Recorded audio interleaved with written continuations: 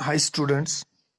आज का जो टॉपिक है वो है कॉस्ट वॉल्यूम प्रॉफिट एनालिसिस, या जिसको हम सीवीपी एनालिसिस भी बोलते हैं। ठीक है, सीवीपी एनालिसिस हम इसलिए करते हैं ताकि हमें ये पता चले कि डिजायर्ड प्रॉफिट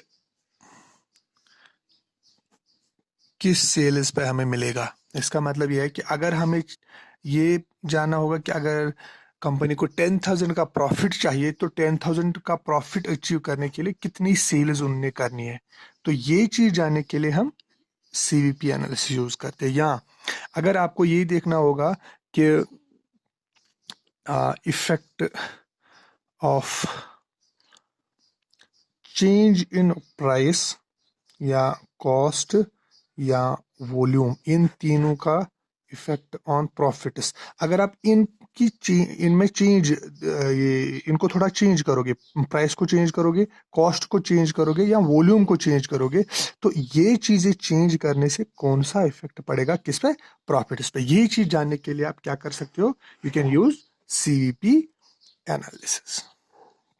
या अगर आपके पास एक से ज्यादा प्रोडक्ट्स है तो कौन सा प्रोडक्ट ज्यादा प्रॉफिटेबल है, कौन सा प्रोडक्ट प्रॉफिटेबल है, ये चीज भी जानने के लिए आप सीवीपी एनालिसिस यूज कर सकते हो। ठीक है, सीवीपी एनालिसिस में हम और एक चीज का यूज करें, that is called break even analysis. यहाँ पे मैं दिखाऊंगा ब्रेक इवन एनालिसिस। इनको, ये दो टर्म जो है ब्रेक इवन एनालिसिस या कॉस्ट वॉल्यूम प्रॉफिट एनालिसिस, इन दोनों को कभी कभार इंटरचेंजेबली ये यूज करते हैं लोग। तो अभी मैं इसकी ब्रेक इवन एनालिसिस को थोड़ा एक्सप्लेन करूंगा। दो मीनिंग्स है, एक ब्रॉड एक्सप्लेन, ब्रॉड मीनिंग है, ब्रॉड डेफिनेशन है। दूसरी अगर हम नैरो डेफिनेशन इसकी देखेंगे, नैरो सेंस में इसको, ठीक है, ब्रॉड सेंस और नैरो सेंस में। ब्रॉड सेंस में अगर हम इसको डिफाइन करेंगे ब्रेक इवन एनालिसिस को, इसका मतलब यही है, it refers to study of relationships between cost volume and profit at different level of sales या प्रोडक्शन। ठीक है, ब्रॉडर सेंस में यही कॉस्ट वॉल्यूम और प्रॉफिट,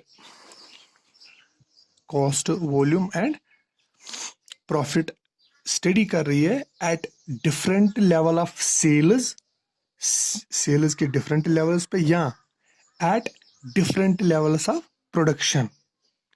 इन दो वेरिएबल्स के डिफरेंट लेवल्स पे ये इनको स्टडी कर रही है सीवीपी को। ठीक है, तो यहाँ पर भी हम सीवीपी ही पढ़ रहे हैं, तो ब्रेक इवन में भी यही है, मगर क्या, अगर हम ब्रॉडर सेंस में देखेंगे, अगर हम नैरो सेंस में ब्रेक इवन को एक्सप्लेन करेंगे, इट सिंपली मीन्स एक पॉइंट, या sorry not point, that is break even point. Break even analysis में हम एक्चुअली क्या देखते हैं कि ये एक टेक्निक है जो जिसकी वजह से हम डिटरमाइन कर रहे हैं कौन क्या, level of operation, level of operation जहां पे total revenue is equal to total cost.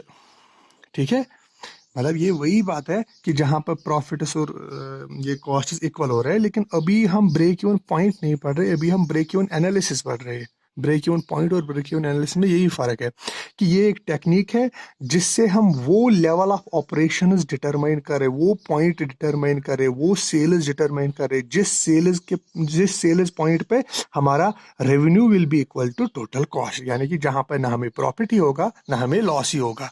ठीक है, तो ब्रेक इवन एनालिसिस में मेन जो है दैट इज, अब यहाँ पे है break even point. Break even point ये आपने इससे पहले भी सुना होगा, break even point. Break even point वो वाला पॉइंट होता है जिस पॉइंट पे, ये एक पॉइंट होता है जहां पे टोटल रेवेन्यू या total sales is equal to total cost. ठीक है, जिस पॉइंट पे ये दोनों इक्वल होंगे तो उसी पॉइंट को क्या कहते हैं, ब्रेक इवन पॉइंट। और एक चीज हम यहाँ पे देखेंगे, ब्रेक इवन पॉइंट हमने कल देखा कि कंट्रीब्यूशन की फॉर्मूला में sales minus variable cost is equal to fixed cost plus minus profit या लॉस। अगर प्रॉफिट होगा देन प्लस, अगर लॉस होगा देन माइनस। अब जब हम बता रहे हैं कि ब्रेक इवन पॉइंट वो वाला पॉइंट होता है जहां पे ना प्रॉफिट होता है ना लॉस होता है, तो ये वाला पॉइंट फिर कैंसिल होगा। Sales minus variable cost is equal to fixed cost.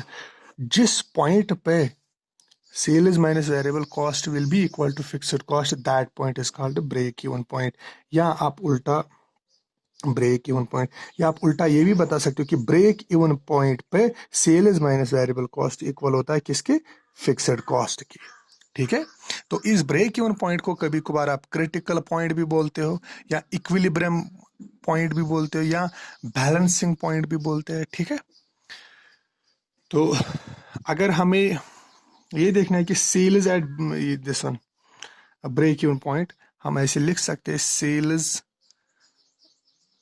Eight break even point is equal to fixed cost plus variable cost.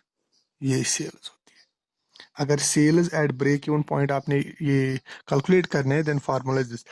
और ये ब्रेक इवन पॉइंट जो है ये कैलकुलेट करने के लिए आपके पास अलग मेथड्स है, ग्राफिकल मेथड भी है, ग्राफिकल मेथड भी है और अलजेब्रिक मेथड भी है। ठीक है, ये दो मेथड्स है to calculate break even point. अभी वो हमारा पॉइंट ऑफ डिस्कशन नहीं है, लेकिन फिर भी आपको याद होना चाहिए कि there are two methods to calculate break even point. एक अलजेब्रिक फार्मूला मेथड है, दूसरा ग्राफिकल या चार्ट मेथड है जिसमें हम चार्ट बनाते हैं। ठीक है, तो अभी ये जो ग्राफिकल वाला मेथड है मैं थोड़ा एक्सप्लेन करूंगा, क्योंकि इसमें जो थोड़ी टर्म्स है वो मैं आपको एक्चुअली एक्सप्लेन करना चाहता हूं, तो वो मैं एक्सप्लेन करूंगा through this graphical method. Let us have a graph, जिस ग्राफ में हम दो चीजें करेंगे। एक साइड में हम बताएंगे कि आउटपुट इन यूनिट्स, ये है आउटपुट इन यूनिट्स इस एक्स एक्सिस पे। ठीक है, वाई एक्सिस पे मैं दो वेरिएबल्स ये दिखाऊंगा, एक टोटल कॉस्ट या एक कॉस्ट, टोटल कॉस्ट नहीं कॉस्ट में दिखाऊंगा इस साइड में। ठीक है, दूसरा मुझे रेवेन्यू भी दिखाना है, यानी कि सेल्स रेवेन्यू जो है वो भी दिखाना है, वो भी मैं यहाँ पे ही दिखाऊंगा। ठीक है, वो मैं अलग से दिखाऊंगा, लेकिन this Y axis will show you two variables. एक तो ये कॉस्ट डिटरमाइन कर ये दिखाएगी, दूसरा रेवेन्यू। लेकिन ये जो एक्स एक्स है इसमें सिर्फ हम आउटपुट इन यूनिट्स, आउटपुट वाला वेरिएबल दिखाएंगे। ठीक, 5000 कोई भी स्केल में ले सकता हूँ, 10,000, 15,000, 20,000, 25,000, 30,000। ठीक है, तो इसी तरह से इस साइड में भी 50, 75, 100, 150, 200, 250, 75 तो मैंने लेना ही नहीं है। ठीक है, 300। ठीक है, तो अगर मैं सबसे पहले कॉस्ट वाली लाइन ड्रा करूंगा कि कॉस्ट कितना लगा है, बेटा ये पहले आपने यहाँ पे समझना है कि जब आप कोई भी मैन्युफैक्चरिंग यूनिट स्टार्ट कर रहे हो, आपने बिल्डिंग बनाई, आपने मशीन बनाई, अभी कोई प्रोडक्ट आपने नहीं बनाया है, लेकिन जब आप जीरो प्रोडक्ट्स बना रहे हो तब भी आपका कुछ खर्चा आया है, फिक्स्ड वाला खर्चा, बिल्डिंग का खर्चा, मशीनरी का खर्चा। उस खर्चे को हम फिक्स्ड खर्चा कहते हैं, फिक्स्ड कॉस्ट कहते हैं। लेट अस से कि मुझे इतना खर्चा लगा है, फिक्स्ड वाला कॉस्ट। ठीक है, ये जो है यहाँ से अभी खर्चा जो कॉस्ट की का ये पॉइंट है वो बढ़ गया है, लेट अस से 75 तक आया है, लेकिन प्रोडक्ट अभी कोई नहीं बना है। प्रोडक्ट जब बनेगा तब जाके वेरिएबल कॉस्ट ऐड होगा। तो अगर मैंने टोटल कॉस्ट दिखाना है, total cost is equal to fixed cost plus variable cost. अभी कोई प्रोडक्ट नहीं बना है, so variable cost will be zero. अभी सिर्फ फिक्स्ड वाला कॉस्ट लगा है, तो फिक्स्ड कॉस्ट में यहाँ से यहाँ दिखा रहा हूँ कि 75 मुझे ये लगा है कि फिक्स्ड कॉस्ट। तो यहाँ से जाके अब क्या होगा, अगर मैं अब प्रोडक्ट्स मैन्युफैक्चर करूँगा तो प्रोडक्ट्स मैन्युफैक्चर करने में मुझे अब एक ही खर्चा लगेगा, that is called variable cost. तो ये वाली जो लाइन है ये सिर्फ वेरिएबल कॉस्ट नहीं है। अगर मैं यहाँ से स्टार्ट करता तो ये वाली लाइन सिर्फ वेरिएबल कॉस्ट थी क्योंकि मैंने जीरो से स्टार्ट किया था। मैं यहाँ से अगर स्टार्ट करूंगा, यहाँ से लेके यहाँ मैंने फिक्स्ड कॉस्ट ऐड किया है और यहाँ से अब ऐड क्या कर रहा हूँ, वेरिएबल कॉस्ट। ये बन गया टोटल कॉस्ट, यानी कि fixed cost plus variable cost. अगर मैं सिर्फ ये वाली लाइन दिखाता तो ये वेरिएबल कॉस्ट की लाइन बनती, ठीक है।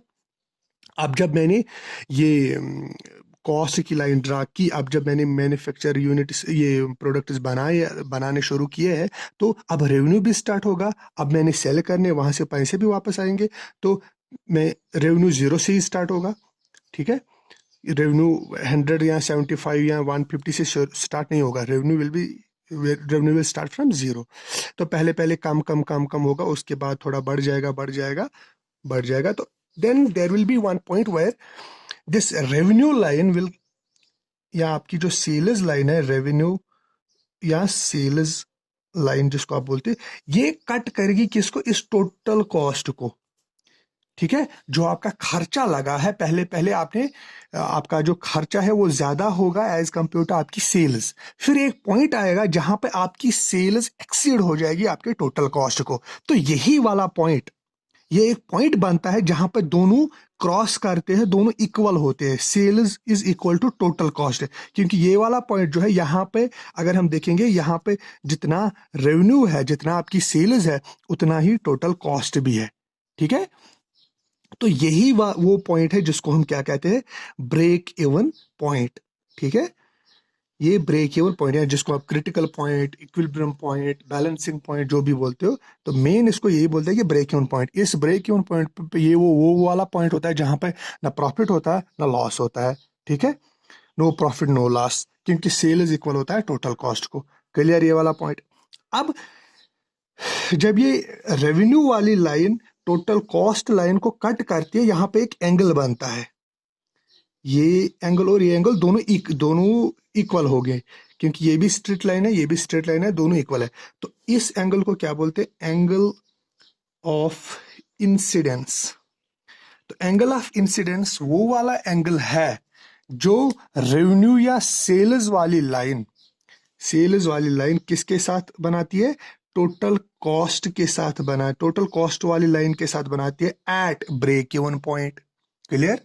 ब्रेक इवन पॉइंट पे जब रेवेन्यू वाली लाइन टोटल कॉस्ट लाइन को कट करती है तो वहां पे एंगल बनता है। तो इस एंगल को क्या बोलते हैं, एंगल ऑफ इंसिडेंस। क्लियर यहां तक। अब बेटा यहां पे देखो आप सॉरी, तो इस पॉइंट के पीछे अगर आप देखोगे लेफ्ट साइड में, तो इस एरिया में थोड़ा ध्यान रखना बेटा। यहां पे देखो ये सेल्स है, सेल्स लाइन के ऊपर टोटल कॉस्ट लाइन है, यानी कि टोटल कॉस्ट लाइन ऊपर है, यानी कि वो ज्यादा है, क्योंकि ये यहां से स्टार्ट हुआ। यहां अगर हम ये पॉइंट देखेंगे तो 150 है, अगर यहां देखेंगे तो सिर्फ 100 है, यानी कि रेवेन्यू कम है टोटल कॉस्ट से। जब हमारा कॉस्ट ज्यादा होगा रेवेन्यू से, तो हमारा लॉस होगा कि प्रॉफिट होगा, डेफिनेटली लॉस होगा, क्योंकि हमारा खर्चा ज्यादा है एज कंपेयर टू हमारी जो रेवेन्यूज है। तो ये वाला पोर्शन जो है ये लॉस एरिया इसको बोलते हैं, यहां तक जहां तक revenue line total cost line के नीचे नीचे है। क्लियर। तो यहां इस पॉइंट के बाद, यानी कि ब्रेक इवन पॉइंट के बाद क्या होता है कि ये जो रेवेन्यू लाइन है ये ऊपर चली जाती है और टोटल कॉस्ट लाइन नीचे आ जाती है। तो यहां से क्या होता है, फिर यहां से हमारा रेवेन्यू ज्यादा है, टोटल कॉस्ट कम है, तो यहां पे ये वाला एरिया जो है इसको कहते हैं प्रॉफिट एरिया। ये पॉइंट के आगे ये वाला एरिया प्रॉफिट एरिया। तो इस पॉइंट के नीचे जो एरिया है that is loss area. Clear. तो ये प्रॉफिट एरिया, ये loss area. Angle of incidence ये वाला एंगल होता है। अब यहां पे हम देखेंगे ये ब्रेक इवन पॉइंट है ना, break even point let us से हम बताएंगे कि 2000 यूनिट सेल करने के बाद हमारा ब्रेक इवन पॉइंट आता है, या 2000 यूनिट्स पे हमारा ब्रेक इवन पॉइंट आता है। क्लियर? मैं बताऊंगा ये 2000 यूनिट्स हमने सेल किए तब जाके हमारा ब्रेक इवन पॉइंट आया। ब्रेक इवन पॉइंट जो है वहां पे जिसको इस सेल्स को फिर कहते हैं break even sales. Break even sales वो वाली सेल्स है जहां पे हमें ब्रेक इवन पॉइंट मिलेगा। इस पॉइंट के आगे भी सेल्स हम करेंगे, ठीक है।